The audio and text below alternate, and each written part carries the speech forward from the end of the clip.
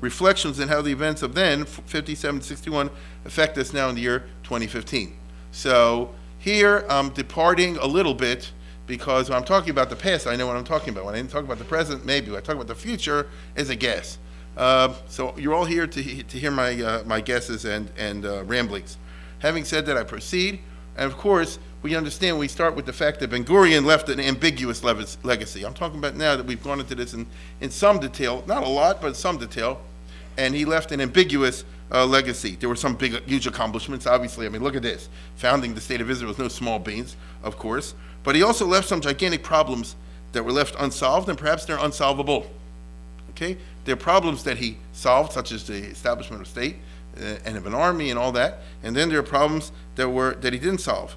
For one thing, plus the change pour le même chose. The Arab-Israeli conflict is still with us today, but it's a lot messier. By that I mean, Ben Gurion, in his time, never articulated his end game. And this is either a plus or a minus, but it's left a lot of policies. What exactly is the goal, territorially, for example, of the state of Israel? Do they want the 67 borders? Do they want more? How much more? When and where, why, under what circumstances? All the time he was in there, he never, said clearly. On the one hand, right? On the one hand, he said, that the state of Israel, the borders of 48 do not comprehend the totality of the rights of the Jewish people to Eretz Yisrael. On the other hand, he also made many statements, especially after 56, which is, we have enough. You understand? Many times he said we could fit a couple million Jews into what we got now. We could fit all 12 million Jews in the world, 13 million Jews in the world into Israel, particularly the Negev. You understand? And that, it's not in there. So we're always left, if you're a Ben Gurionist or someone aware of this legacy. I mean, is this the ideal border, what I'm pointing to over here? That's the old 67 border green line?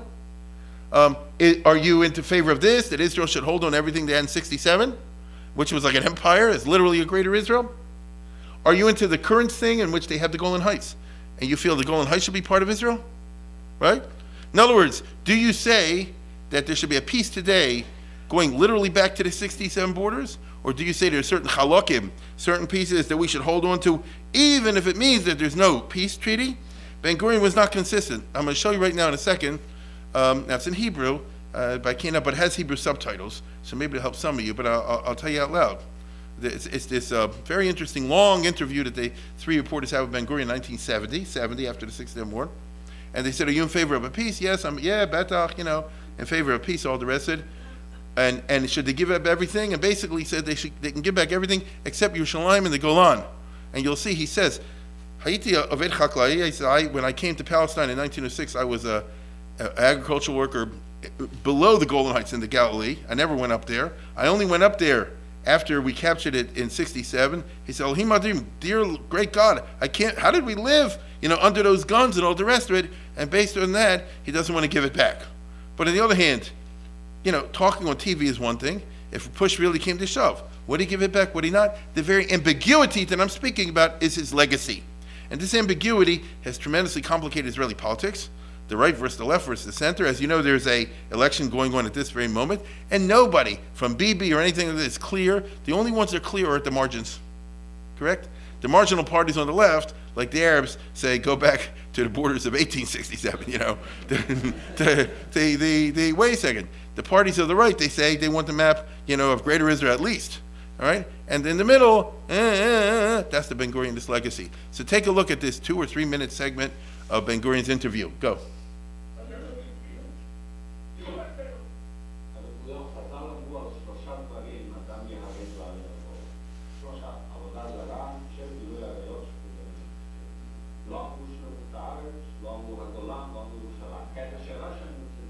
Is Yerushalayim Yeharg Val Yavor? Let's say we can make a real peace.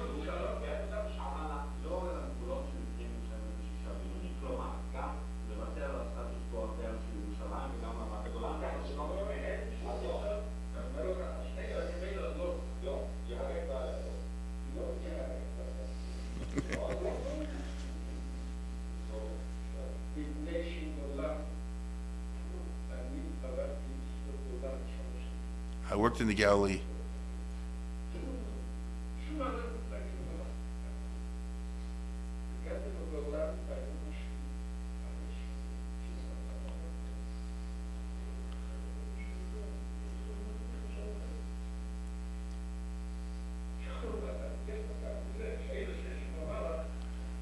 The artillery could shoot down.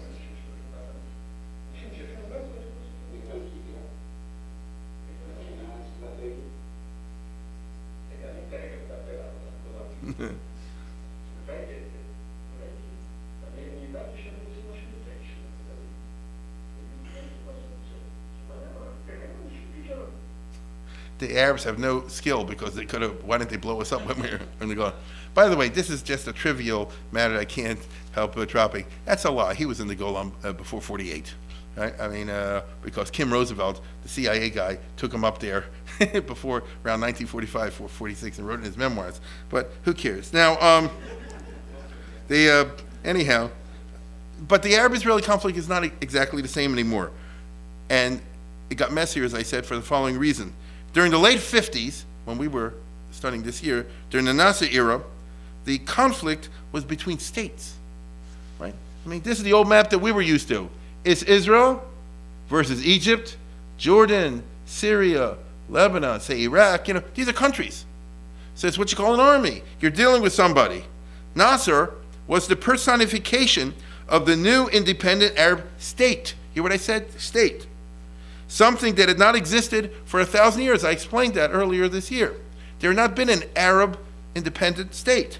This was a heady experience. That's why Nasser always was these crowds are not rent a crowd, These are, they have that too in the Middle East. He had real crowds. That's because he looked like a great and glorious, something that had never existed for a long, long time. Okay? It was the heyday of Arab nationalism. There was tremendous optimism in the 50s in the Arab world, late 50s. Nasserism was a real powerful movement that existed as an idealistic movement throughout the Arab world. In other words, people were Nasserists in Egypt, in Iraq, in North Africa, in Sudan, all over the place. The Ba'athist party, as you see, Michel Aflaq, the famous theoretician, who was a Christian Arab. And nevertheless, he is the exponent and the articulator. It was very popular in all these different countries. There should be one giant Arab state, and the Arab state, as I keep emphasizing the point, political state. Political state. There's France, there's Italy, there's Germany, there's also Syria, there's also Egypt, there's also Iraq. This was a new experience, and they thought that the glorious future of the Arabs lies in this, what you and I are familiar with, the Western state type of model, okay? Arab nationalism defined itself in terms of states. At that time, there were no failed states anywhere in the world. We forget this. The good old 50s that we thought was so bad, and were bad in some states, is a lot better than now in some respects. You didn't have this business like you have now. Africa and Asia full of countries, no failed states, and therefore the Arab terrorists move in and take over, or it falls under the African drug lords and this, like Somalia and all that. Didn't exist at that time. You understand? Anywhere. Now, this gave a certain traditional, even a rational character to the Arab-Israeli conflict. There are clear rules in symmetrical warfare. There's this thing called a battlefield. There's rules of the game that permit one army to destroy another army in the context of a battlefield. I mean, this is the personification, Dayan is the personification of the old system of war between states. There's the Egyptian army in the Sinai desert, and you beat them or destroy them. There's the Jordanian army in the West Bank, and you beat them or destroy them. There's such a thing called a war, and then it's such a thing called a surrender or not a surrender, and it's a prisoner is a war, is rules, you understand? And believe it or not, both sides more or less kept to the rules. Today, this is no longer the case in 2015. Israel does have to worry about state actors, but more and more, its worries and problems stem from non-state actors and from asymmetrical warfare, right? Here's the picture of today. Who do you fight with? Israel doesn't know what to do. Is a group in Gaza, for example, or Hezbollah in Lebanon, or these other groups in Al-Qaeda and other places, or ISIS, and where are they? It's like punching at a shadow. They hide among civilians, as we all know. And if you shoot back at them, you hit civilians, and then it gets on CNN, and you're tried by the World Court, as we all know. So this is the introduction to Israel, what's called asymmetrical warfare. You see? In which it's not Moshe Dayan's time anymore. And the truth of the matter is, Israel is in the learning process, as is the United States and everybody else, on how to operate in asymmetrical warfare, and it's very hard. I mean, you can always bomb the heck out of anybody. That works. But it seems you can't do that now. Even though Israel has huge problems and growing problems, asymmetrical warfare, in the background there always hovers this symmetrical threat. Here's the classic picture we learned in our history. We always with the Viet Cong, baloney. The Viet Cong was a shadow. The real thing was when the Americans got weak and pulled out, the regular army, the North Korean army moved in and took over the whole country. Meaning there was the real threat was not for the asymmetrical drove the Americans crazy and drove us out of the country because they bombed all. Yeah, we all remember this, or if you don't remember, you read about it. It was certain type of terrorism, political warfare. But Lamaisa, the one who really won was the North Korean army. So the same thing over here is that the Hamas, for example, can't take over Israel, but they can mess it up, and then some other really regular Arab army, like the Egyptian army, for example, can take over Israel. The asymmetrical nature of the struggle problematizes the entire Dimona project. Okay, Ben Gurion, as we learned, went through great trouble in the late 50s, early 60s to put together the A-bomb. And he certainly led the foundation during this period, although technically the bomb came in 66. But what was the idea of the atomic bomb? When you're fighting against state actors, so basically, you won't shoot at me because I can shoot at you. For example, let's say Egypt got the atomic bomb, God forbid. So then Israel said like this, well, if they nuke Tel Aviv, we do Cairo and Alexandria and the Aswan Dam, and that's the end of Egypt. So that's called the balance of terror. When I was young, they called it Mad Men, mutual assured destruction. You understand? But what if you're dealing with a Hezbollah or something like that? First of all, they're crazy, they don't care. Second of all, they'll pull out. In other words, the land you're shooting at is not their land. So can Israel, for example, nuke Lebanon? The Lebanese said, what are you doing to us for? And Israel said, well, you have these guys in there. It's not us. You understand what I'm saying? Third of all, if that's true, there's nothing to stop the Hezbollah or the ISIS. I mean, God forbid. What ISIS or some group like that throws an A-bomb at Israel. What do you do in return? I'm asking you a question. What do you do? You see, there's nobody you can point a finger to. The United States of America deals with this problem now with the Al-Qaeda and all these other groups. You don't know who to shoot. If it was Saddam Hussein, they thought that was a government. So that's a war. But when a guy's in and out running over here, and the world has not yet come to the conclusion, which it's going to have to, which is that we have to change the rules of warfare.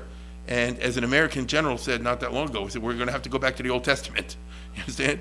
And the reason is because the West, doesn't know what to do. And after a while, they'll say, listen, if it means, wiping out the Middle East, that's what we're going to do. Although I don't really think that's going to happen. And so what do you do? We have to come up with a new model of warfare, the likes of which have not existed in a very, very long time. So I'm just trying to point out how difficult the whole situation is. As to the Arab optimism of 1957, 61, that's all gone. Okay? We are living through a time, as you know, when the Arab states are either disintegrating or they're battling against disintegration. True? Egypt is a real country, but we all know Egypt is constantly going through these riots all the time. And the public doesn't like a lot of things, and who knows where it's going to go. I always told you this, they call it Wednesday, This is the way it's, and Egypt, by the way, is the only Arab country that's a genuine country.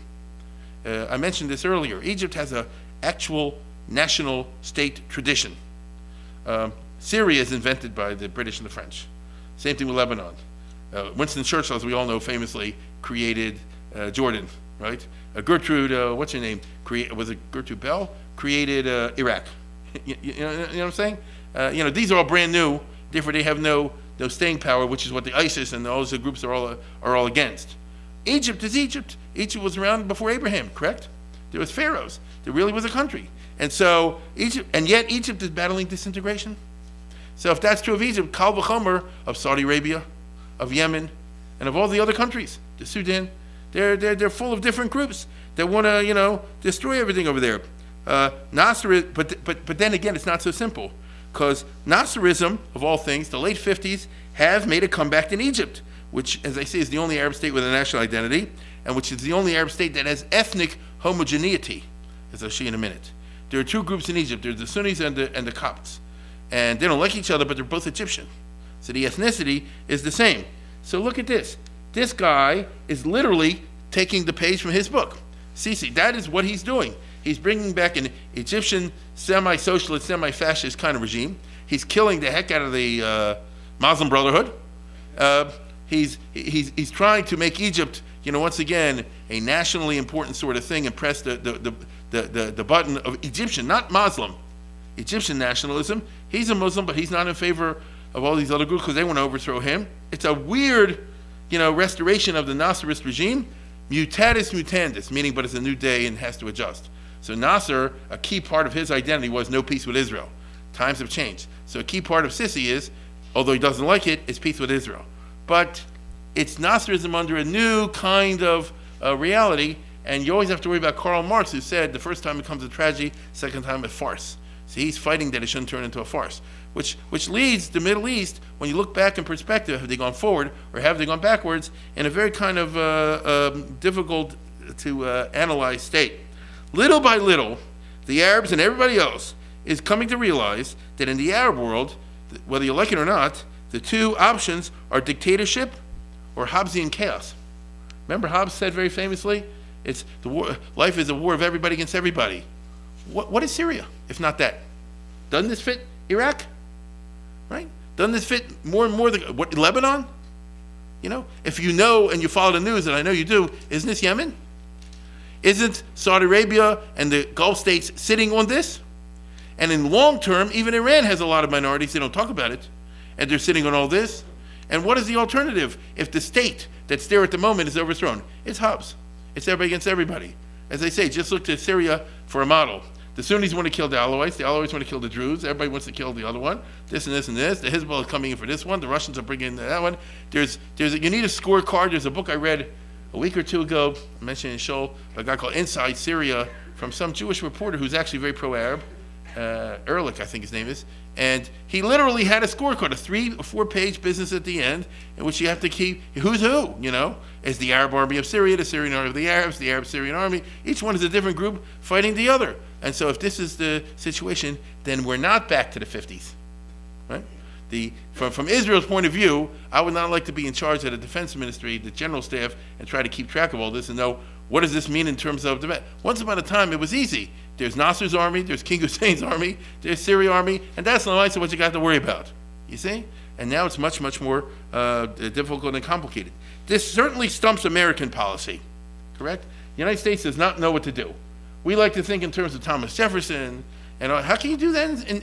And they say we want to back the Democratic side in Syria, we want to back the Democratic side in Iraq, we want to back the Democratic side in Kuwait. Ain't none. You know what I'm saying? No, this is the problem. In other words, if there is any group like that, it's 3 professors perhaps, and they have no traction. And so the United States is also trying to face what you call a paradigm shift. They have to come up with a new model for foreign policy. Lamaisa, they might go back to Thomas Jefferson, which is just pay him off or fight him or something like that, Or I should say George Washington, who said, don't even fight the pirates, just pay them and, do business and let them all kill each other. I don't know. Is it possible to make peace? Hear what I'm saying. Is it possible to make peace with ISIS? Is it possible to make peace with Al-Qaeda? Well, if it's not, will the West bankrupt itself in a war of destruction against them? I mean, where do we go? War costs a lot of money. Are we going to go broke on this?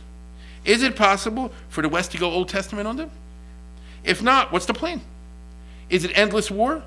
Will the West form a Cossack class or a Croat class? In European history, let's go to the next one. Here's a map of, let's say, 1700. Here's the Turkish Empire, here's the Muslims. Oh, wherever their borders are, here's Poland and Austria-Hungary. Wars were going on for hundreds of years. All through the 1500s, all through the 1600s, all into the 1700s, into early 1800s. During this time, the Muslims raid into here, they raid back, and that was life for 300 years. So what it meant was that on the borders where I'm pointing with my pointer over here, here they had the Croats, the Pandurs, who were Meshugayim working for the Habsburgs, and they learned, just like the Turks, massacred and cut the bodies up and did all kind of things. So they did that to them.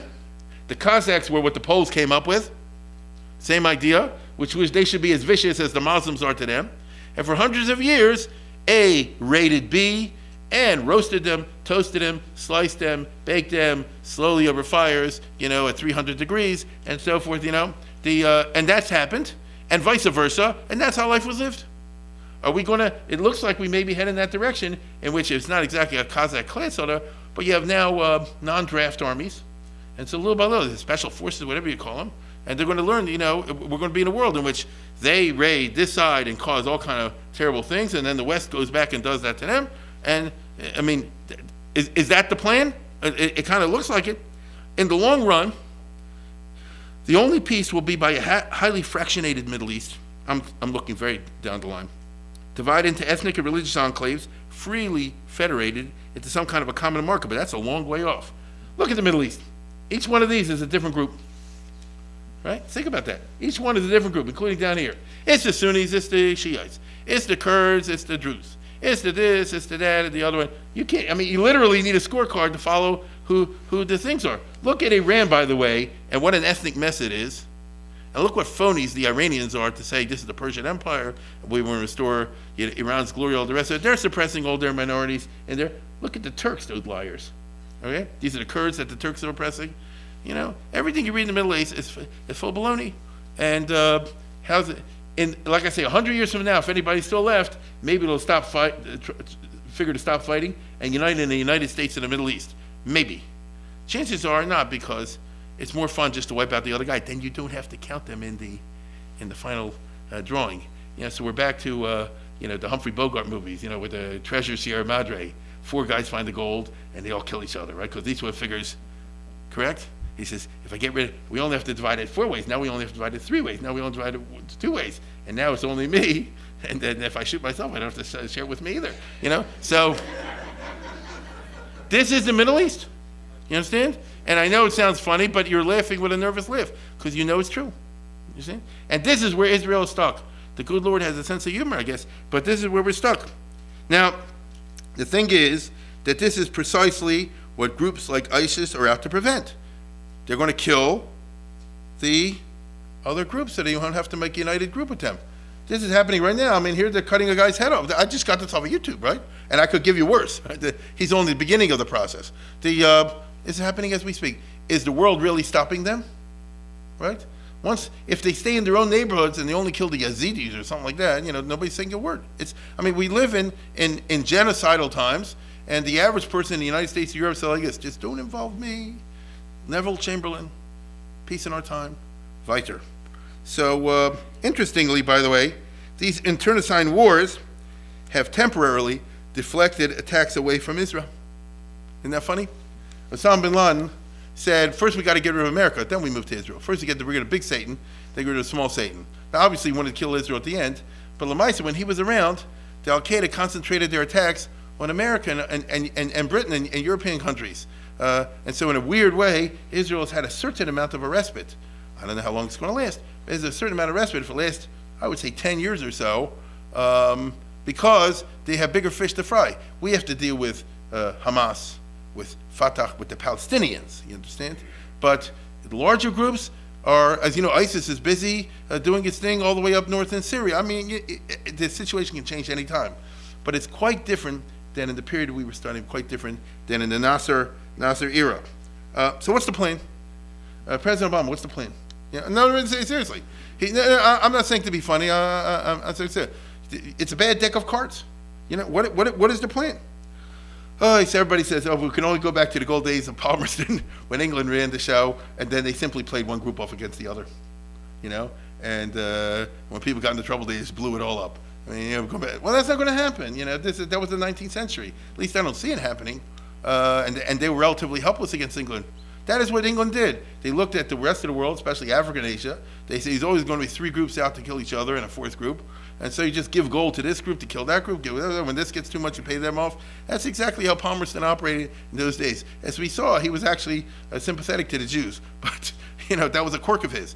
England ruled a gigantic empire by doing these kind of imperialistic shtick, as they call it. The biggest difference of all, of course, now is that you have these relatively large state actors, and I'm talking about Iran and Turkey. What's going to be with them?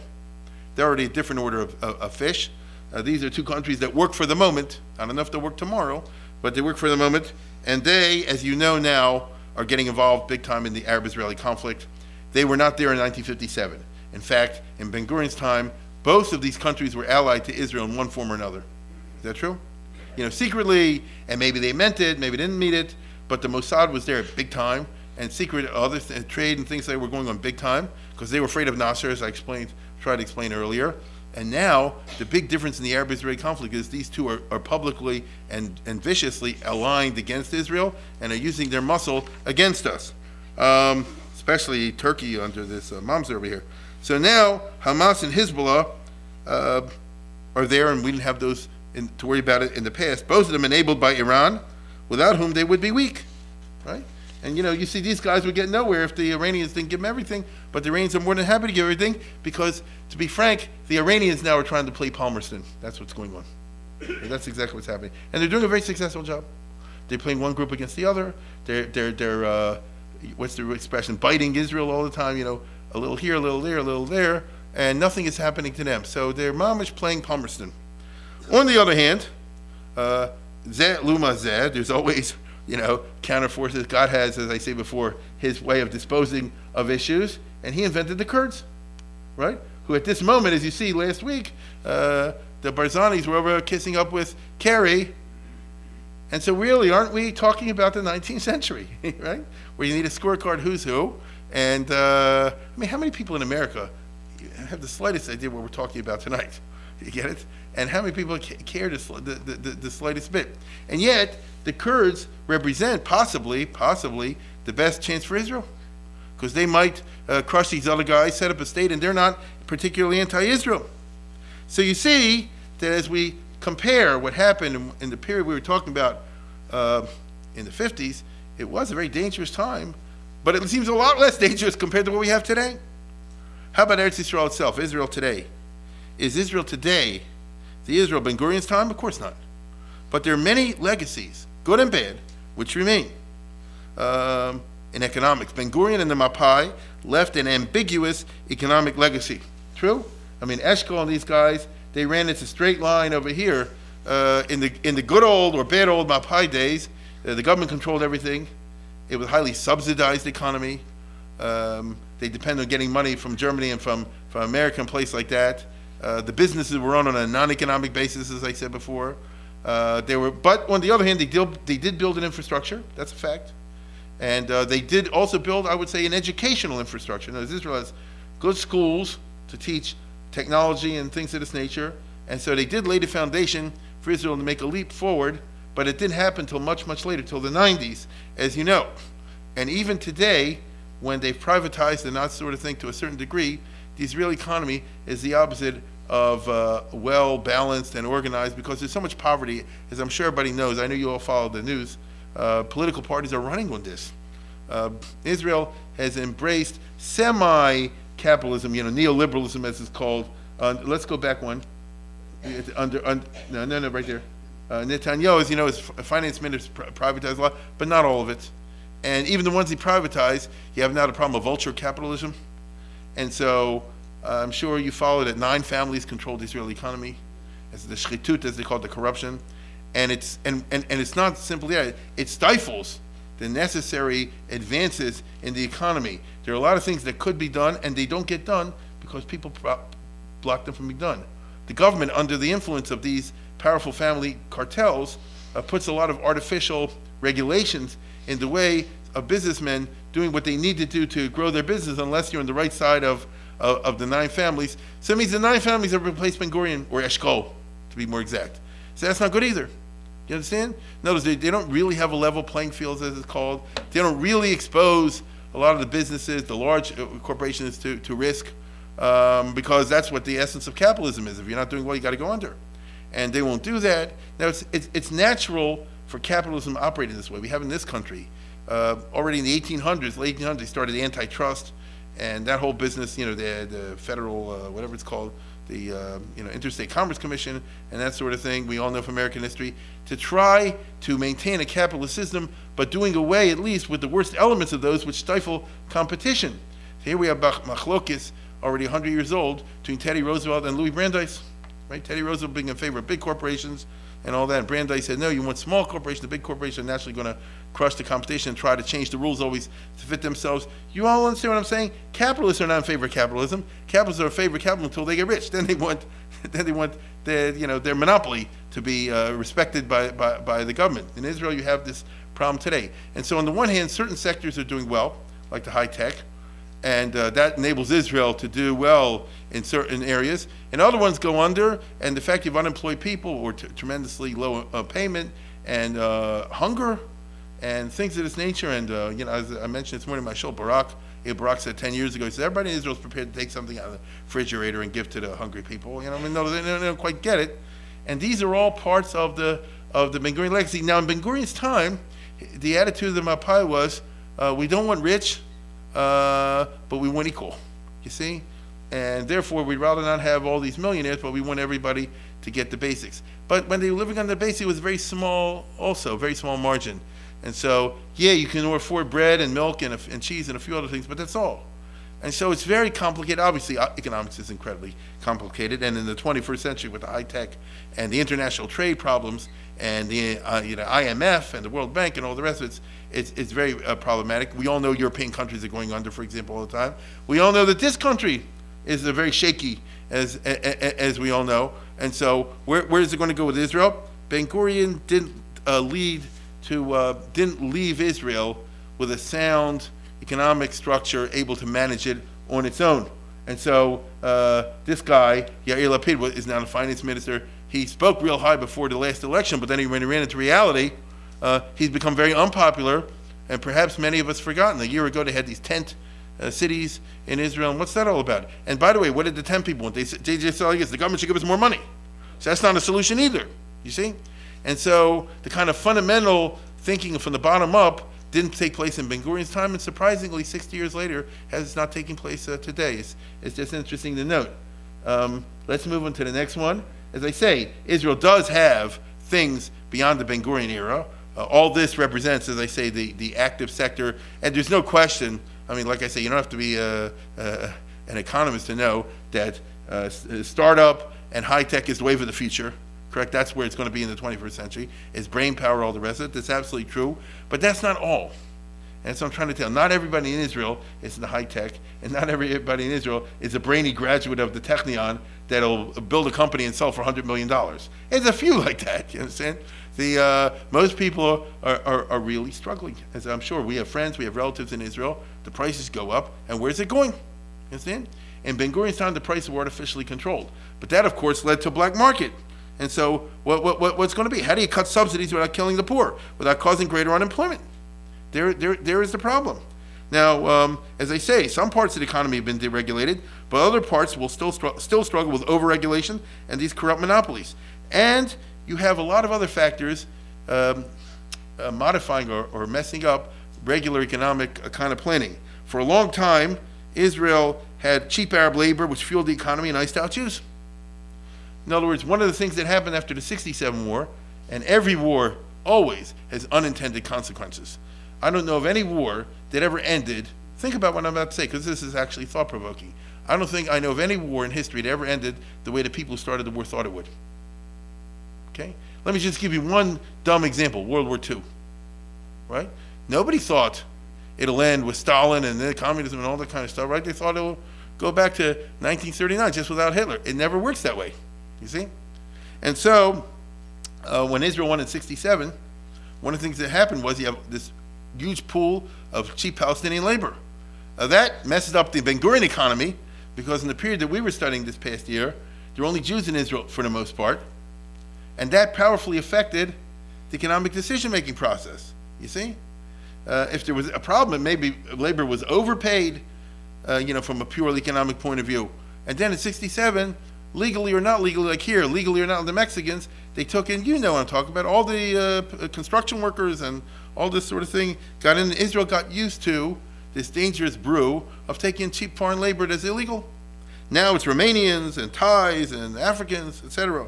But Zionism, as we've seen, is ultimately incompatible with pure Adam Smith. True? Zionism is, how do you make it work? I mean, from day one, Israel was not economically viable. If they would go by Adam Smith, they couldn't have started in 48. They couldn't have started in Herzl's time. And so how is it going to work out? These are all part of the ambiguous legacies left over from Ben Gurion. Israel cannot simply go neoliberal and mess over the poor. That's not an option. There is look, there's a guy sleeping on the floor, right? There's tremendous poverty in Israel. You can't totally ignore it. the middle class in Israel, as I showed you in that cartoon last week or whatever it was, is trying to ignore it. Remember that ad? Maybe you saw it yourself now if you went online. The shkufim, right? That the Shas is trying to say, we're not worried about the ma'amad benoni, we're worried about the shkufim. The ma'amad benoni is the middle class. Middle class in Israel is complaining, and I understand that, no question about it. But they're doing pretty good. And the people under them, just walk by them. I mean, when you go to Israel, when I go to Israel, you walk right by it. You understand? And therefore, that's not a solution just to walk by it if you're a tourist. But if you live there, where is it going to go? Another big problem is left over is from the Ben Gurion era. I would say, in my personal opinion, this is the worst legacy, and that is this Mapai economy created a black market, which is a mentality. So today you don't have a black market in terms of you have to go and change your money at a different rate, although we do that, but it's basically the same. On the other hand, the black market mentality, once it gets in the public, is responsible for huge tax evasion. Look at this thing over here. Israelis held $10 billion overseas, offshore accounts. And there's a lot more than that. They just discovered this the other day. And this whole article, goes on to say this, which means that if I've seen these following numbers, which you may find surprising, or knowing Jews, you may not find surprising, but if Israel collected half of what's out there, you know what I'm saying? In other words, there's what people pay in taxes, then there's the other stuff. So now I'm talking about the other stuff. If they collected half of what's out there, they have tripled the revenue. So you could solve the labor problems, you could solve the food problems, you could solve the defense problems. You wouldn't need a penny from Obama, and it's in Israel, they'll never get it. At least not with the culture we have. Because ever since 1948 or something like that, we all know this. What are we talking about? You do this under the table, you do this over here, you do this there, it's a cash, it's bash, smash, tash, right? This can kill a country. You understand? This can kill a country. It's the worst legacy from the Mapai period because it just became part of who you are, that there's, all the jokes. There's 5 sets of books, one you don't even show yourself, all the other things like that. Imagine when you have an Israeli Romanisha, a very Hungarian, married to this. The IRS doesn't stand a chance, So, and they have it over here, and who knows where they have it. It's funny, but it's not funny, correct? In other words, what I just pointed to over here is a huge problem, and they're not trying to fix it. I mean, the American Jews, I'm not saying to do this, but the American Jews could say to Israel, what are you coming hitting me up for money? You have a wealth of money in Israel. Just go do your job. You see what I'm saying? You need a penny from the United States. Because if you hear what I said, they could triple, these are what economists say, they could triple their revenues. So just for argument's sake, let's say Israel makes, I'm just making this up, let's say Israel makes 20 billion in taxes. They can make 60 billion.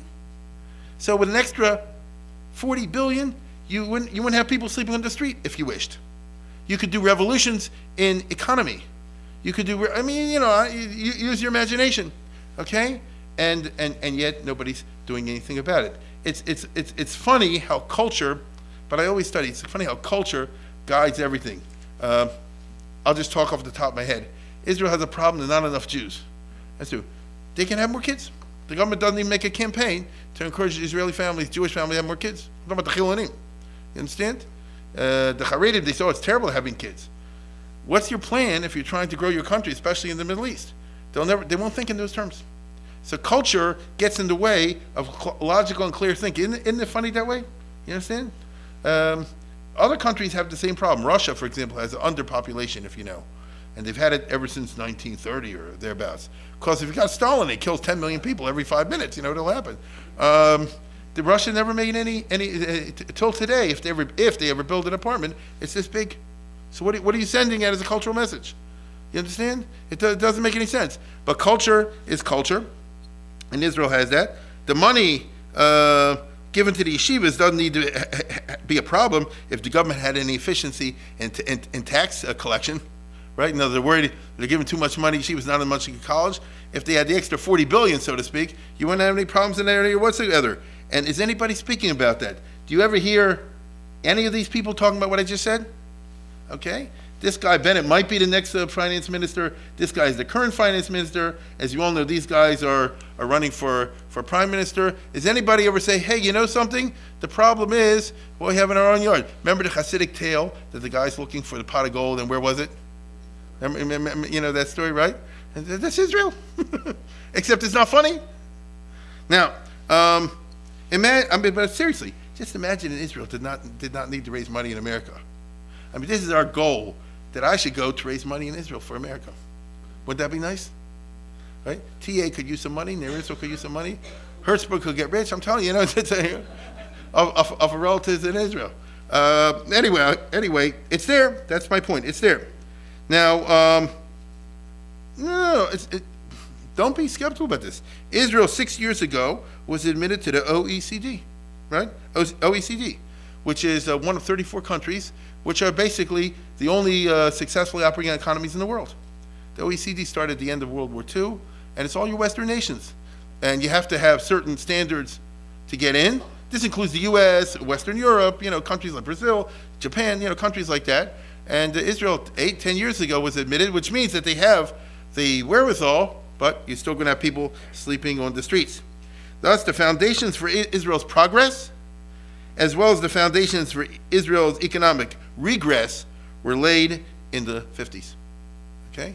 So we have the positive and the negative legacies of the two fellows, who were the czars and the total rulers of the Israeli economy in the period that we were studying. Now we move to another area, and that's the Israeli Arabs. It's 1.7 million.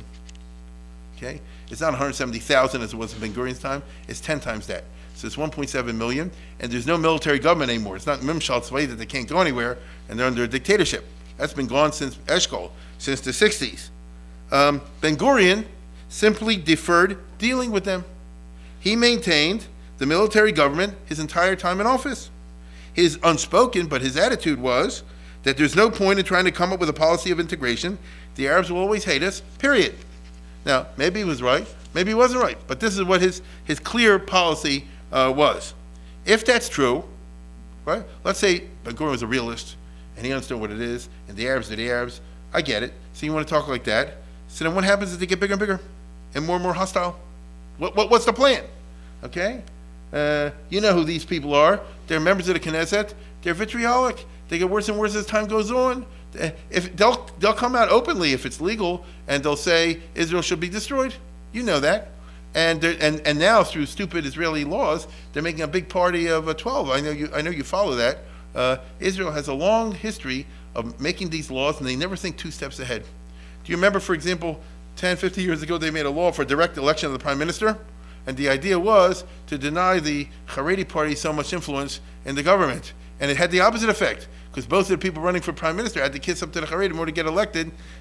So no, why didn't the big, smart professors in poli-sci in Ben Gurion University and Tel Aviv University think about that? They're stupid, that's all. So, you see it. Okay? So here also they said we're going to jack up the rate, so you can't have a party that doesn't have 3%.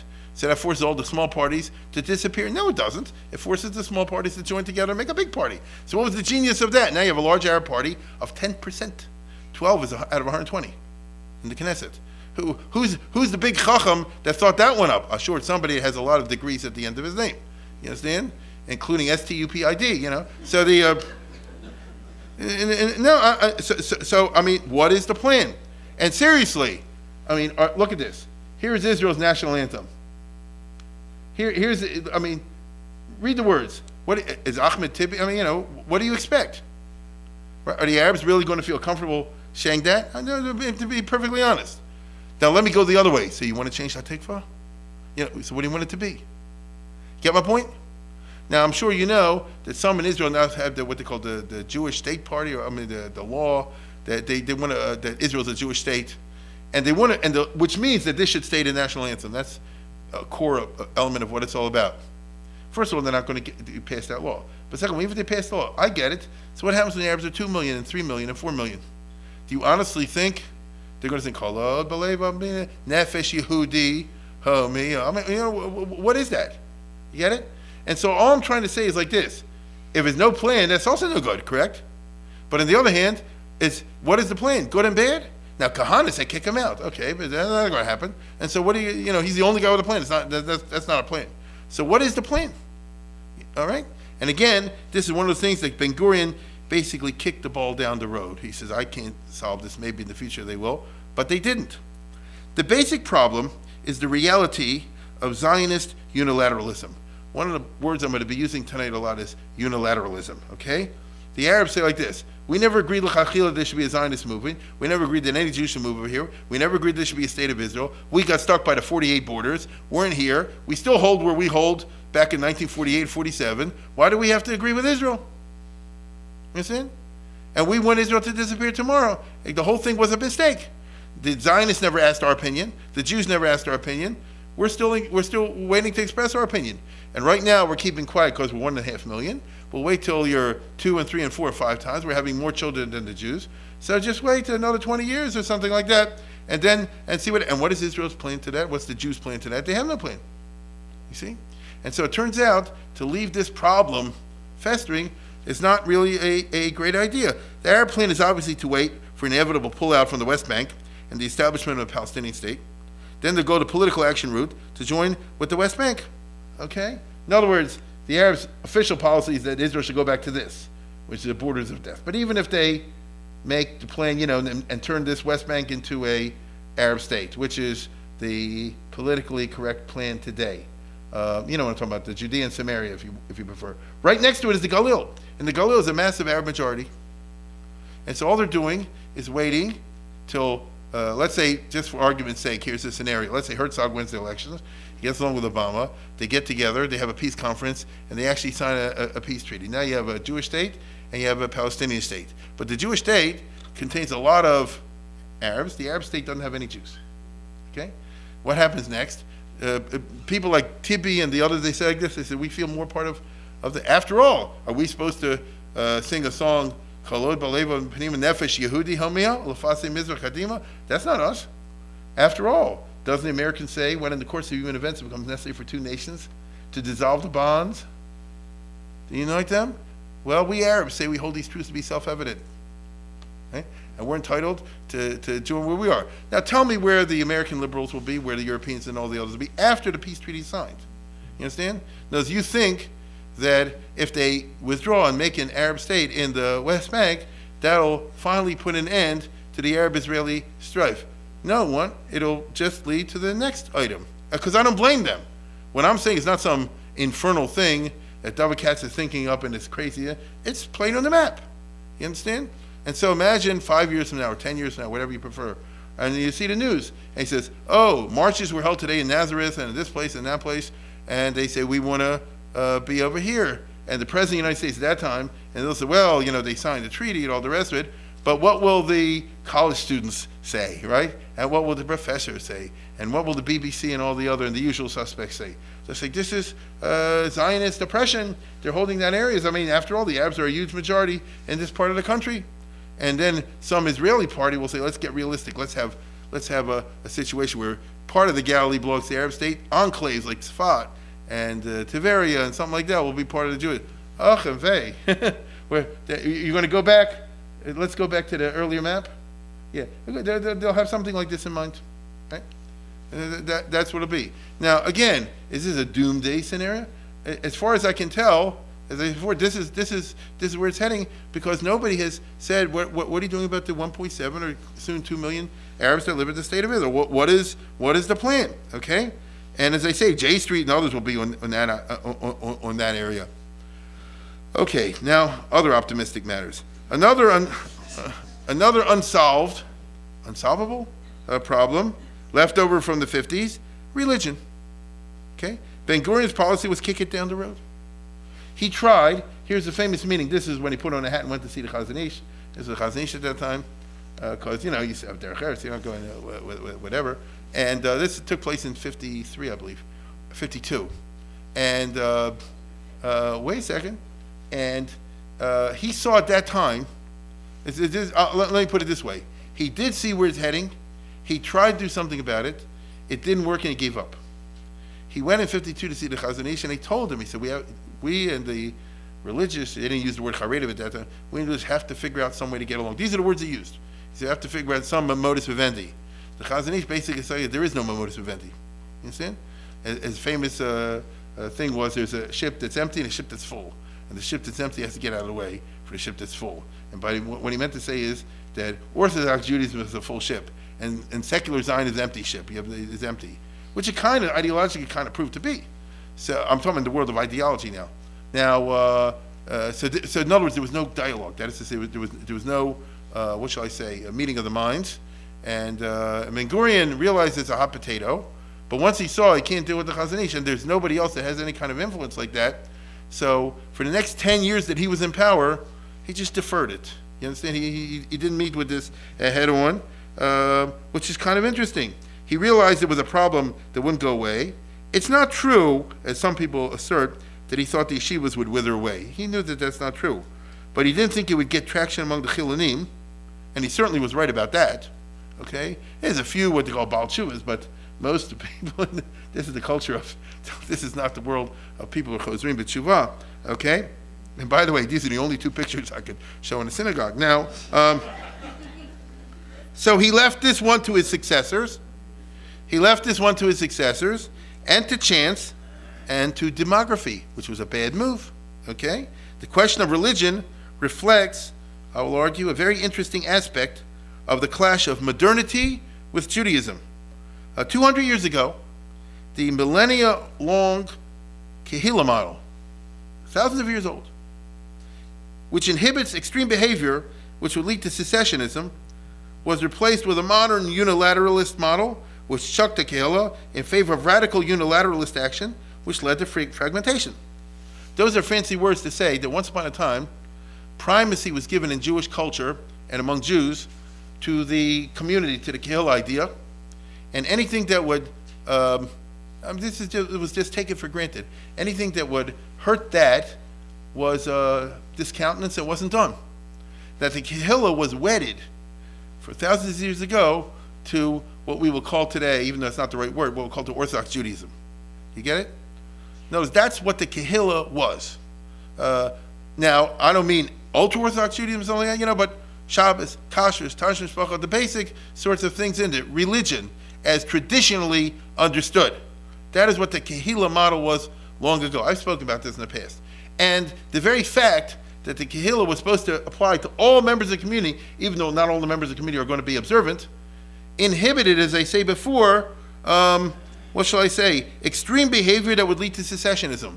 The Gemara itself talks about the concept of ein gozring zel atziba im keni rob atziba chol olam haba, which is fancy words of saying, already in the Talmudic time, in the pre-Talmudic times, that the Sanhedrin cannot make a rule if most of the people won't abide with it. You can't push it so far. And so in halacha, there always had to be a moderate option, okay? Because that's the only one that can have traction among the broad masses.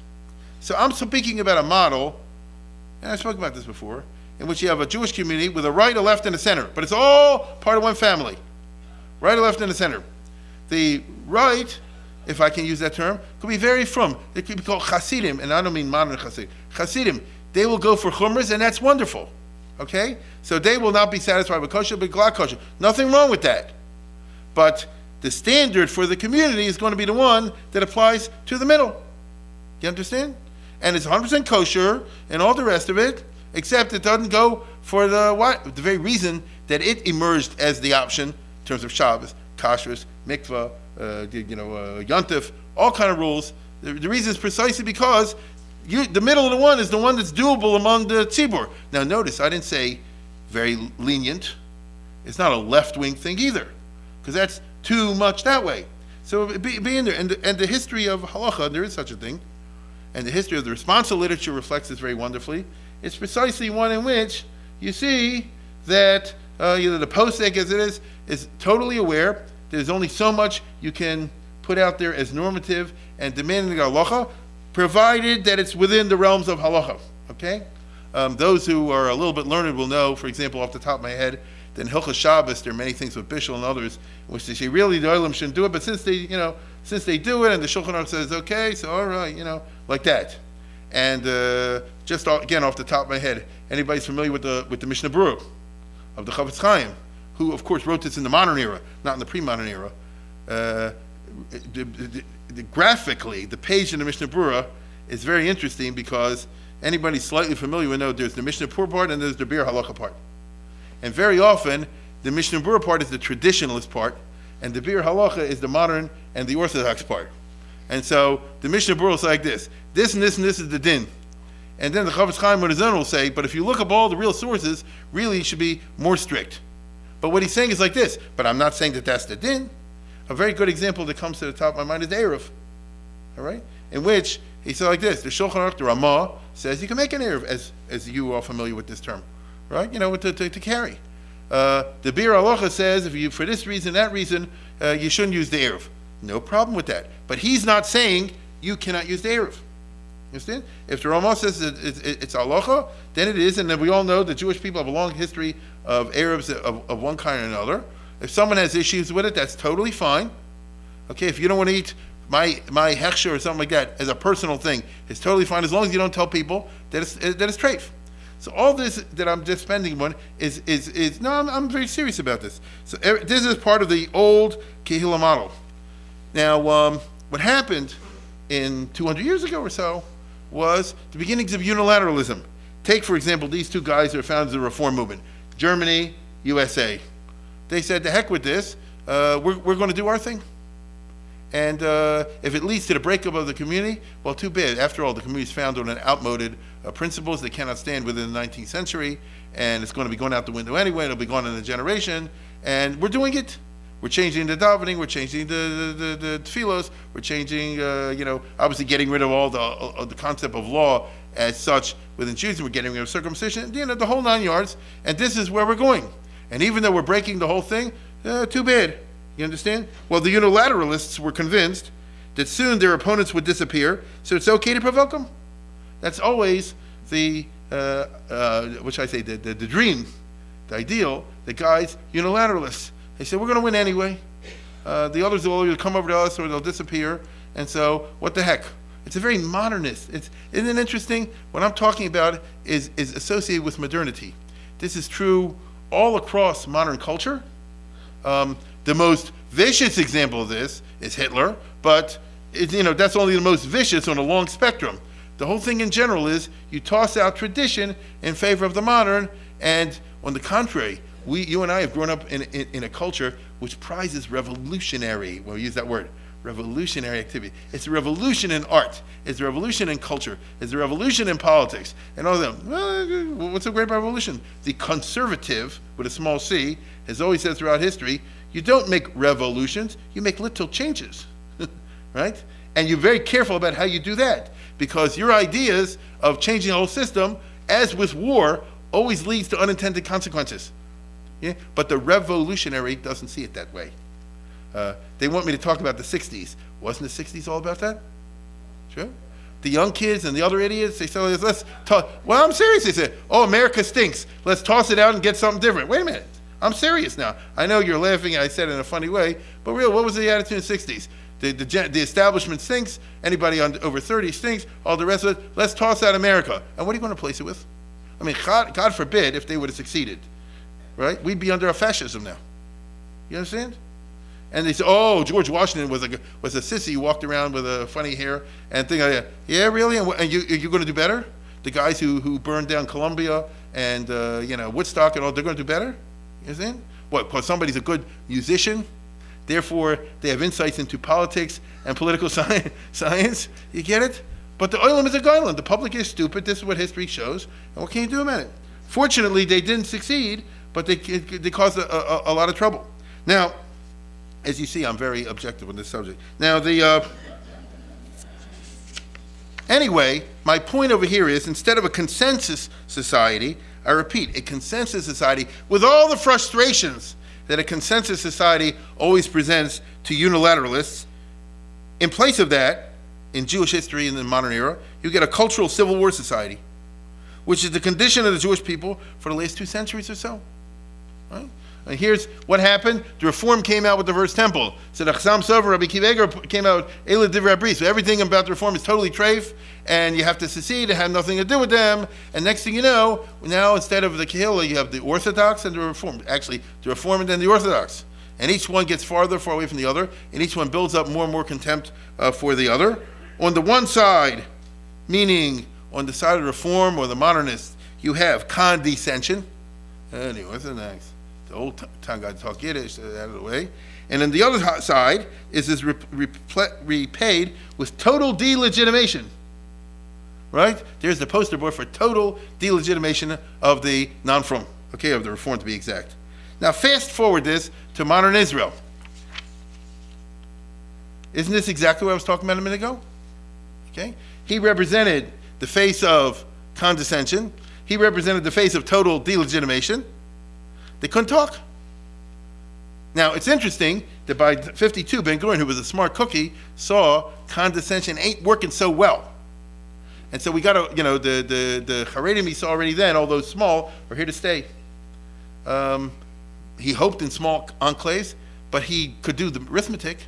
And so where's it going to go as more and more happen? And so all of a sudden you start to see the condescenders, some of them, the more intelligent among them, start to have second thoughts. But it's late in the game, my friends, if you get to 1952, and it's really late in the game if you get to 2015. Okay? And so what, again, is the plan? Now I'm going to show you something, and it's going to be a fairly long segment, but I hope you'll find it fascinating. You should. And listen closely, because and I found a piece which with English subtitles. And this is a speech perhaps some of you read, because I know I have a well-read audience that I'm addressing. And Yair Lapid, a couple years ago, I think in 2012, made a speech. Do you remember this? To a Haredi audience, that is to say, they were like in some kind of a college program in Israel. And it's quite a remarkable speech, because he said exactly, I was shocked. He said exactly what I just told you.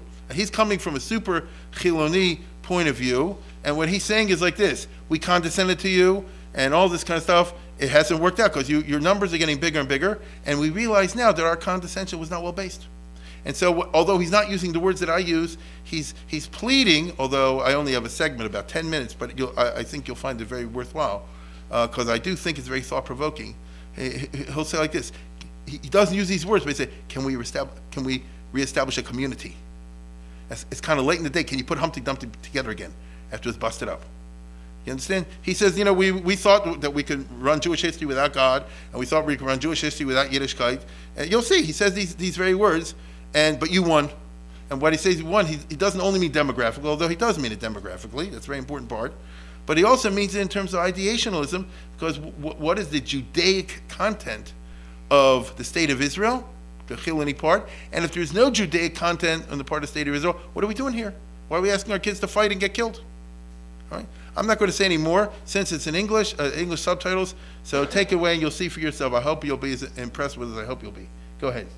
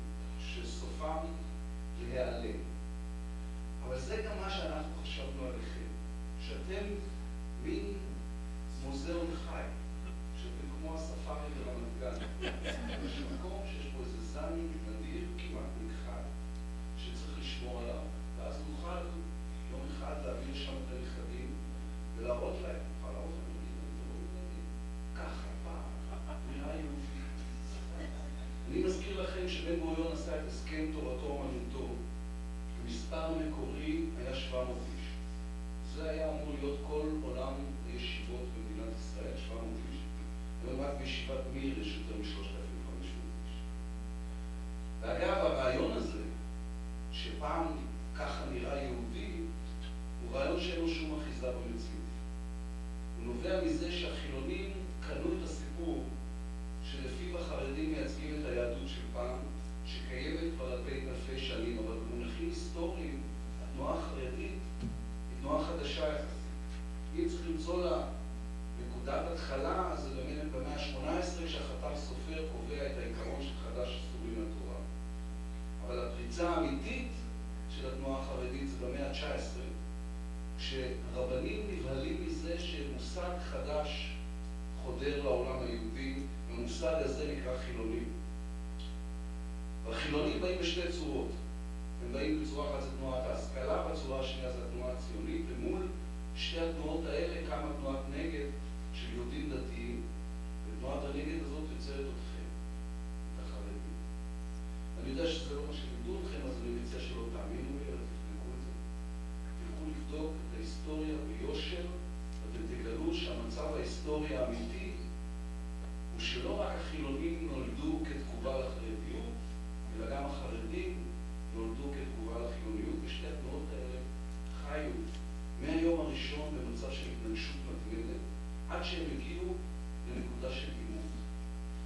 ובעימות הזה אתם ניצחתם. ולא ניצחתם רק במספרים. זו גם הנוכחות החרדית בפוליטיקה ובתנועת ההתיישבות, בככוח צרכני וברחוב ובתרבות ובמערכת החינוך. בכל המקומות האלה אתם ניצחתם. וכשאני מסתכל עליכם פה, שמעתי עליהם את הנתונים, אז אני מצפה גם לניצחון להמשך בשוק העבודה. כי התברר שאין שום דרך לבנות את הישראליות בלעדיכם. לא משנה כמה ניסינו, לא משנה כמה התאמצנו, הישראליות לא יכולה להתקיים בלי היהדות, והיהדות לא יכולה להתקיים בלי החרדיות, אז ניצחתם. לניצחון הזה יש שתי סיבות. הסיבה הראשונה היא כמובן דמוגרפיה. כשמדינת ישראל הוקמה, הייתה למקימיה איזו דמות, איזו תפיסה מאוד ברורה על הדרך שבה היא צריכה להיראות. היא הייתה צריכה להיות מדינה סוציאליסטית, חילונית ואירופאית. זה היה הזרם המרכזי שלה, ובמשך 50 שנה לא החזיק מעמד. אבל לאט לאט התחילו להצטבר סביב הזרם המרכזי שבטים. השבט החרדי אשכנזי, והשבט החרדי ספרדי, והשבט הדתי-לאומי, והשבט הבית"רי.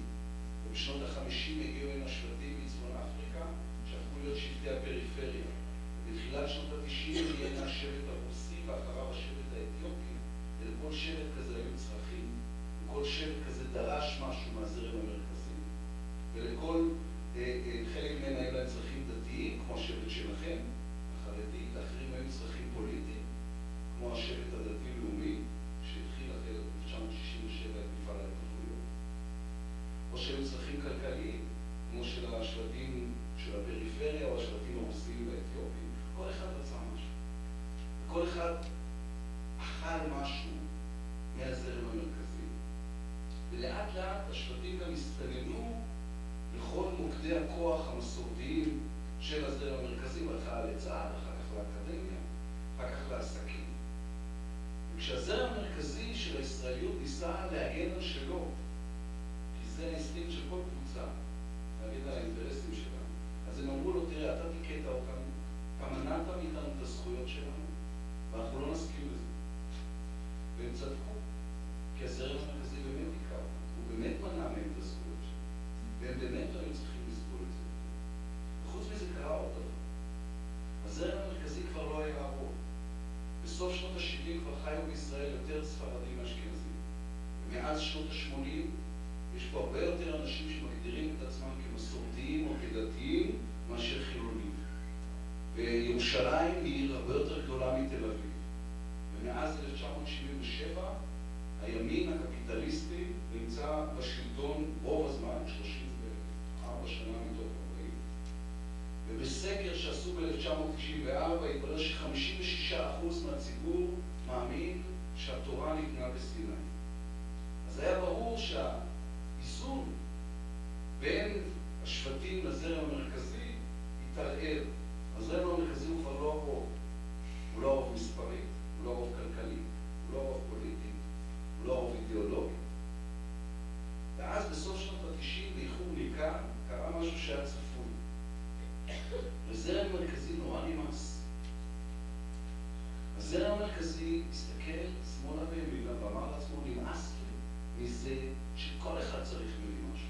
ואם הם לא רוצים שאני אוביל את המדינה, אז שיוביל אותם בעצמם. כי יש לי פתרון חדש. מעכשיו גם אני אהיה שבט. והזרם המרכזי הפך להיות שבט. לצורך העניין, זה מאוד אקטואלי, אתם יכולים לכנות אותו שבט המעמד הבינוני. הוא אמר לעצמו, אני לא צריך את המדינה בשביל לעשות עסקים.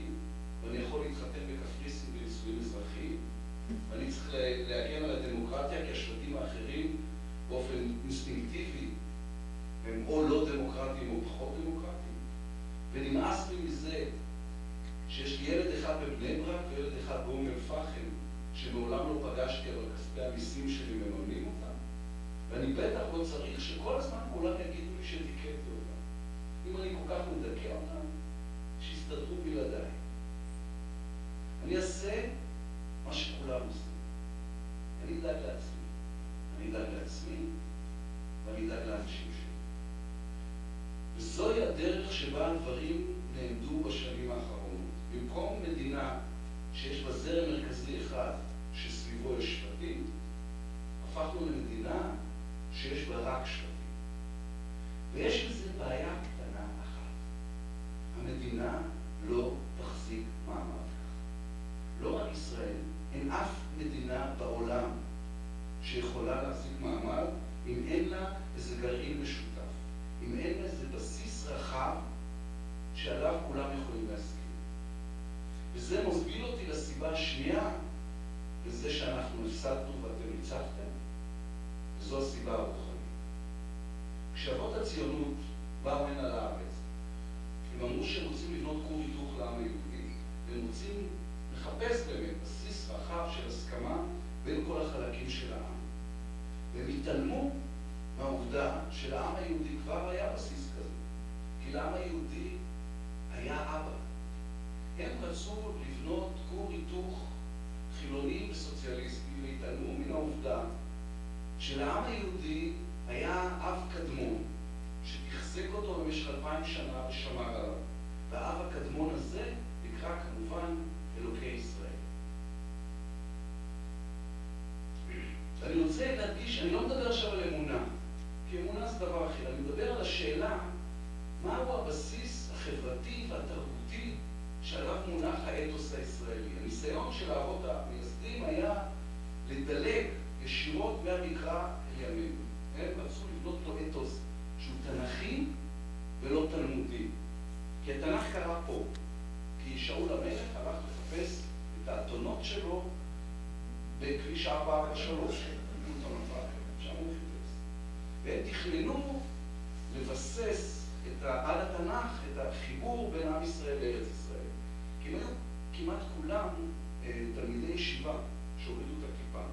וביניהם המסורת התלמודית הייתה משהו ששייך לגלות, משהו ששייך לבית שהם החליטו לעזוב. אז כדי לבנות את האתוס התנ"כי שלהם, הם החליטו לדלג על המשנה והמדרש והתלמוד ותור הזהב בספרד והרמח"ל והחתם סופר, וגם על בשל זינגר ושלום עליכם ורבי נחמן מברסלב, ובמקום איזה חזון שהוא רב-ממדי ורב-שכבתי עם יכולת להכיל את כל הגוונים השונים שיש בתוך העם, הם בנו אתוס שהתאים לחילונים אשכנזים סוציאליסטים, ורצו שכל השבטים האחרים יכפיפו את עצמם לאתוס הזה. וזה לא נעשה מרשעות, וזה לא נעשה מטיפשות. זה היה היגיון של חילונים. ההיגיון של מייסדי המדינה אמר ככה: אם במשך 2000 שנה אלוקים לא הוביל את עם ישראל לארץ ישראל, אז הגיע הזמן לתת למישהו אחר לנסות. הגיע הזמן לבנות ביסוס אחר. וכשהשואה הגיעה, זה נראה להם כמו הוכחה, וזה שאכן אסור לסמוך על אלוקי היהודים כי הוא אבא לא אמין, אנחנו יכולים לסמוך רק על עצמנו. אז ניסינו לסמוך רק על עצמנו. רק שהניסיון הזה נכשל. הוא נכשל כי הוא גרם לזה שכל מי שלא היה חילוני אשכנזי וסוציאליסטי השתבלל עוד יותר לתוך השבט שלו. בייחוד כשהוא גילה שבחזון החדש שמציעים לו אין מקום לדבר שהיה הכי יקר בליבו, שזה האלוקים שלו. הוא נכשל עוד יותר מפני שההסבר של מייסדי המדינה היה לא מספק. הוא לא הצדיק את ישיבתנו פה. כי אם אנחנו מוצאים מהסיפור את האב הקדמון שלנו, למה אנחנו פה? למה שאדם חילוני יבחר לחיות דווקא בשכונה הכי גרועה בעולם, בתוך מיליארד מוסלמים ששונאים אותו, בחום הזה, אם הוא לא מאמין שיש איזה כוח חיצוני שבזכותו שווה לו לחיות כאן. I guess that's, yeah. Don't you agree that it was worthwhile? Now, that's what, you don't have to go. That's the first half of it. I'm not showing you because I'll take the whole evening up. It goes on for twice as long, you know what I mean? That's the first half. I just want to give you, and isn't it a remarkable talk? And and you could find it, obviously yourselves. I know, as I say, I'm dealing with an educated audience. It pays. It's somewhere online. Just Google Yair Lapid and Charedim or something like that. And the point is that isn't he? It's funny how he must have gone to my lectures. You know what I'm saying? No, all joking aside, woke up. Well, yes and no. His diagnosis of the historical causes of the current crisis is almost spot on. We could argue a little bit, but it's basically correct. He just didn't use the word unilateralism, but that's what we're talking about, isn't it? And the reactions to the unilateralism, as I expressed it tonight, and the digging of the heels. Problem is, this was said in 2012, when he came to power, he reverted to unilateralism. He tried to. So in other words, that's always the problem. Once you get into power, what happened over there? Now this is meaning he immediately went to force, as you know, the Haredim now to go get drafted, right? And I understand where he's coming from, but you understand that you push me, I'll push back. And so this is partly due to the fact, that the Haredim, now winning, were in no mood to change the game to suit the Chilonim.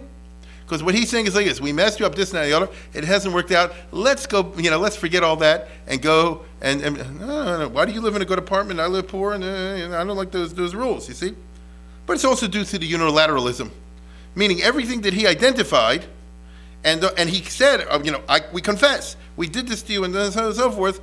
But when you do all that, just to simply say now turn on a dime, doesn't quite work so well. And so these people. There's the Barnley Steinman, there's the Ger Rebbe, there's the Belzer Rebbe, all that. They don't see it that way. Let's all change. Now, maybe they should, maybe they shouldn't. That's a nice discussion. And I'm serious, I don't mean to be funny about that. But this is the way it is, okay? Now, on the other hand, there is in the Israeli body politic today people who understand this the way he just did. And I'm going to show you again a 2-minute, but there are voices that seek consensus, but they get shut it down, right? In other words, it's difficult. We're going through what's a healthy process, in my opinion, in the democratic society. They're trying to work this out, this Haredi business, other wizards, the draft, the other draft. It ain't easy to just turn around and say everything overnight, because then you want unilateralism. Drop dead, follow my rules, and the heck with what you believe until now. Then the Haredi said, well, you drop dead and follow our rules, you see? And so if you know actually what happened in the last year or two, you know that they passed the law, and the law is very funny, and it has a lot of loopholes, and they're trying, and even so, the Frum are angry about it, and they're trying to work something out that it'll be acceptable. And what's really interesting is that you find, I'll show you a 2-minute speech by Ayelet Shaked, if anybody knows who that is, and she's secular, but she's in the right-wing party, she's in the Bennett's party and all that. She's a Likudnik. And you'll see over there, very interesting, she's the one who wrote the law. She was the head of the commission that wrote the Shaked law, which is the drafting of the yeshiva boys, with all the problems in it. And it says this year 2 people, next year 3 people, and the ones who don't get can go straight to work. It's got all kind of loopholes, and the real hardcore Chilim are very angry it has all these kind of loopholes. But guess what? The real hardcore Haredim don't want any loopholes either. And so she's trying to work some in the middle. And in the Knesset, you'll see, unfortunately, I don't have an English translation, but you'll listen, maybe you'll pick up. She said like this, she says, listen, there's several armies out there. We all have to acknowledge it. There's also the army of the Lomdei Torah. Right? It's interesting. And she's not from. She's, Israel needs this kind of army, and Israel needs that kind of army. And it's the beginning of a language of trying to get past the condescension and the unilateralism and get back in the other one. I don't know where it's going to go, and maybe she's a lone voice, and maybe she's not a lone voice, but it's very interesting when you study in the light of what we've been talking about this year, and you do this in a somewhat intelligent fashion, how words matter, because only the children say sticks and stones make my bones and names that will hurt me. In real life, names hurt, don't they? Okay? So take a look at this. She's not from.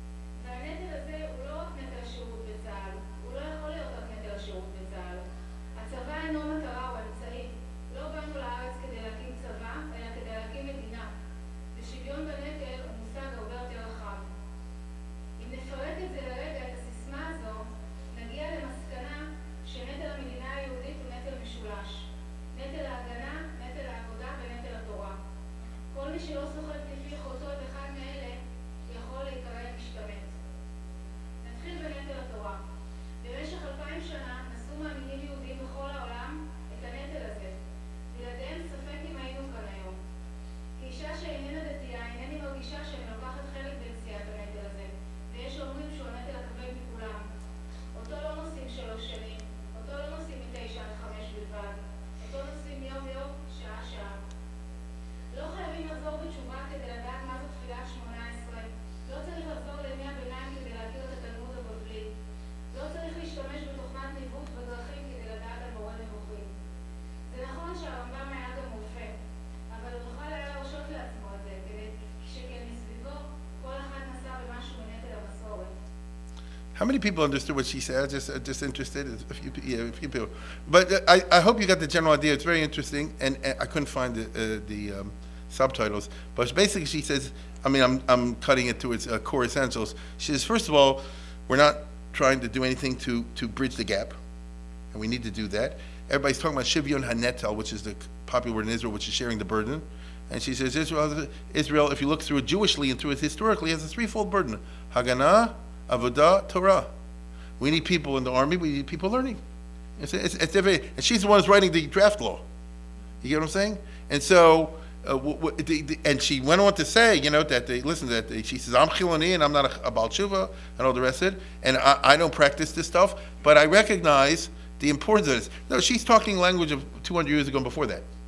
The Kehillah that I was speaking about beforehand, which is, I may not do this, but we need people who do this, we need people this. We also need a few modern criminals on the left, he says sometimes you need them too, and you need some people on the right, and it's all one big kind of thing. But if everybody's going to take the attitude, it's my way to highway, then you have the same problem. What do you do with the Arabs? And what do you do with the Arab Israeli? No, you end up with an unsolvable problem. And so what this is raising, the question is the religious, non-religious split solvable or is it unsolvable? Right? Now, theoretically, it's solvable, but will it be solved? You get what I'm saying. Right now, there's no consensus because they passed this law in spite of the Haredi protests. They didn't say we're going to negotiate till we finally get something. If we don't get anything, we won't pass a law. Instead, as you know, they passed the law. Let's go to the next one. And what you have now, as everybody knows, is you have all kind of protests in the streets, right? This is of our Sheva just yesterday or something like this. And here's a Haredi protest against the draft. You understand? So in other words, this is not. This is what. Here are the two faces of the possible ways it's going to go. One is this is an unsolvable problem. The other one is a solvable problem. It ain't pashut. That's my point. Okay, that's enough. I mean, it's just more of the same. So what I'm trying to say is it's not just a draft issue. It's a legitimacy issue. You understand? Legitimacy issue in many ways. Legitimacy of the state of Israel, which is up for grabs, for discussion. Legitimacy of the Haredim, up for discussion. The legitimacy of people not serving in the army is up for discussion. It's all kind of fundamental issues, which if somebody just dismisses it, immediately is going to cause a problem to be unsolvable, as I just said before. If the Haredim become a majority, and if they vote the state out of existence, Zionism will approve like the Haskalah to be a mere episode in long history. There are plenty of Haredim, especially if you're very ideological, they say, good. This is the way it should be, because then we will have been proved right. You understand? Once it disappears, we'll prove that we're the only viable Judaism. Believe me, that's the end plan for many, and it's worked throughout our history. We've come across many groups that we've not been able to overcome or defeat by argument, just outlasted them. I'll give you an example. The Tzedukim, right? The Asim. There are many groups like this in history. You can't say today who is right and who is wrong. History proved, you see? So they want to say like this. The Haskalah, history proves they all died out. Reformed Judaism, another generation is gone. 2 generations is gone. That will prove that we were right. You understand when you have that kind of attitude? So it's a zero-sum game, and it is a reaction to unilateralism. You push me, I'll push you back. What I just described is the way tradition will push back, which it will outlive you, will bury you, and then we'll move on, and we will have proved that we were right. You understand? Because you will all, in America, you will all have become, Gentiles anyway, but through intermarriage or things like that. You won't care. And that's one way of looking at it. Same thing with the Pew Report in America. If a generation or two now from Judaism, if not Jews, will have disappeared, if in a generation or two there is, for example, no more associated or no more federations. After all, the Frum aren't interested, and the non-Frum aren't interested each for its own cultural reasons in another generation. the number one problem associated in Baltimore has in Federation on the country is their traditional group of givers is disappearing. Because the children of the traditional group of givers are so out of it, they may possibly give for environmental causes, you understand? They may go and give, for African relief, but they give nothing for Jewish. And I'm not talking about frum, right? I'm talking about people whose families have traditionally been associated with funding communal projects. Well, guess what? If all these guys in the federations don't get a salary anymore, now all the different types of Judaism will have been proven by history to have been false. That's the theory here. And then from Judaism will have won. It will have been a costly victory, but the casualties will not have been our fault. They will have been the fault of the unilateralists, who have been proven to be not just irresponsible breakers of the centuries-long religious consensus, but fools. Okay? And they'll go back to what he said, right? Schiller, which is history is the final court. Geschichte ist Gerichte, right? And so what happened to all these movements? They just disappeared on their own. Given enough time, given enough rope. Because by the nature of it, they didn't develop the kind of institutional, structural kind of things that traditional and religious Judaism has had. You understand? No, so if you don't favor endogamy, for example, so then where's it going? Now, it's very heavy. It's very sad.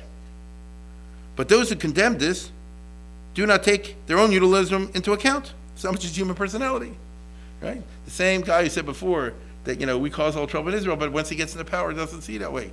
And the Haredim and the others, they don't see that way either, Everybody just sees their own unilateralism. It's a big problem for Israel, who, as you see tonight I'm arguing, have a challenge to come up with a new discourse. Right? With a new discourse. They have to discover one. It can't be what you tell them. They have to come up with this on their own. In the Ben Gurion era, and the Chilonim had the advantage of being a very large majority, the Haredim a very small minority. Ben Gurion instinctively wanted to create some kind of modus vivendi, to have the Haredim and the acquiesce in Zionism in one form or another. And that's why Ben Gurion was always friends with the head of the Aguda. But it never was a real dialogue. It was strictly, I'll give you these votes and you give me this money and that sort of thing. On the other hand, if we've seen, the Ben Gurion era was an era of marked cultural and religious Mapai insensitivity. The actions of cutting off the payas of the Sephardim and the Teimanim. The religious and cultural insensitivity of the Jewish agency bureaucrats. The blatant racism towards the Sephardim. The infuriating cultural condescension towards the ultra-Orthodox, as they like to called by the mainstreams.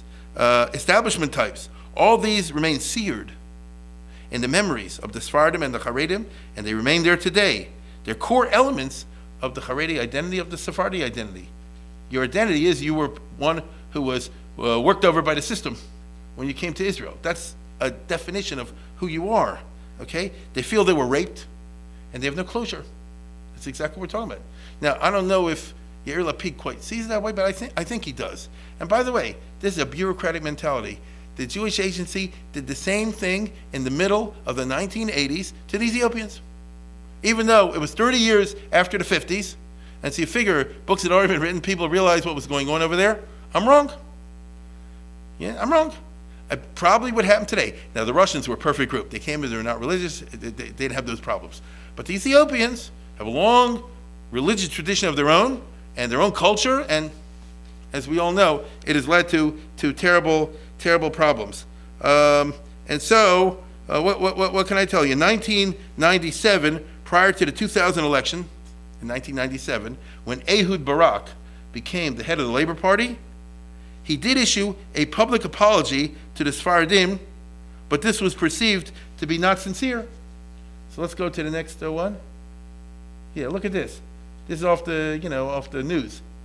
The apology was made in an attempt to reach an important block of Sephardi voters, and he said things were done bad to you and all the rest of it. Okay? Y'all see this? Right? How they were messed over? Now go to the next one. Shimon Peres immediately said like this: this is not true. He avoided direct comment. He says his recollections do not match those of Barak. I don't remember any feelings of regret or discrimination. I feel our brothers. My heart is full of pride in what we achieved, despite the mistake. No revolution has succeeded in the 20th century like Zionist revolution. What do you think the Sephardim say when they hear that? Now, I know what Paris means, and so do you. Israel did a lot, and especially him. But on the other hand, what about the people that were shafted by the system? What about the people, for example, who built Dimona, who I told you earlier this semester, were hired by the Mapai, but for 59 days, because of 60 days, you get benefits, So they hired 59 days, then fired and hired 2 days later. You get it? And what about if you're the grandson of that person? And what do you do if you see parents and everybody say, oh, Ben Gurion period was a glorious period, everything was good, there's nothing to apologize. That's what he said nothing to apologize for. Teddy Kollek also said, I want to disassociate myself in public apology. And the funny part is, Barak didn't even mean it. This had to do with election politics. You understand? And so these issues are there. The old guys don't want to go away. Here, let's do the next one. Right, let's go to the next one. No, I'm sorry. Oh, you didn't have the... Okay, fine. I was just going to show a picture of Teddy Kollek and the other one. Now, by the way, listen, there's plenty of racism in the Haredi world. Okay, yeah, they're up there. Okay, fine. I'm sorry. Look, there's plenty of racism in the Haredi world. True? And Sephardi racism towards the Ethiopians. Okay? So, everybody can say, don't make fun of me, you do the same thing. But that's not the issue as they see it. Everybody's focused on the wrong done to him, not on the wrong he does to others. That is human nature, my friends. So you can't expect, more than that. On the other hand, to counter everything I've been saying, there is the other centripetal dynamic. Not centrifugal, but centripetal dynamic. The Hamas rockets want to kill everybody. They don't care what kind of Jew you are. True? Let's take a look at the next one. Right? When they shoot over here, it's indiscriminate towards Israel. And so what they're really doing is saying, Kol Yisrael Chaverim. I know it sounds funny, but it's not funny at all. If you're if you're a religious Jew, not a religious Jew, whatever, you say, I guess we are a community of fate, whether we like it or not. Okay? And so we depart this long series of talks on the Ben Gurion era at high noon with a mixed bag. Unfortunately, the way things are going, it may be that the Iran nuclear issue emerges as Israel's greatest threat. That's the way it seems right now in terms of existential threat. We all know the fight's going about the speech in Congress and all that. In that case, it may turn out that Dimona, that quirky, private, and secret project of Ben Gurion and Shimon Peres in the late 50s, may turn out to be the most fateful accomplishment of 1957-61, the Ben Gurion era at high noon, right? This thing that took a place away from the public scene. Dimona was meant to provide Israel with deterrence to make sure nuclear conflict did not happen. Henry Kissinger was the famous guy in the 50s to talk about nuclear weapons as something you don't use. Right? The whole purpose is make sure you don't use them. Problem is, with the apocalyptic nuts that run Iran and place like that, who knows? Right? Ben Gurion was thinking of the good old Cold War. America, Russia, somewhat rational states are rational to the point that they don't get destroyed. You understand? And by the way, even with all that, you and I know we came close a couple times, like Kennedy missile crisis, to it wasn't a double push it at all. And now talk to me about 2015 in the Middle East. So Ben Gurion left us, I would argue, and I finish with this, with an ambiguous legacy. As I say, the glass half full, glass half empty. But this is what a honest look at history yields us, I would argue. And with that, I close the entire series.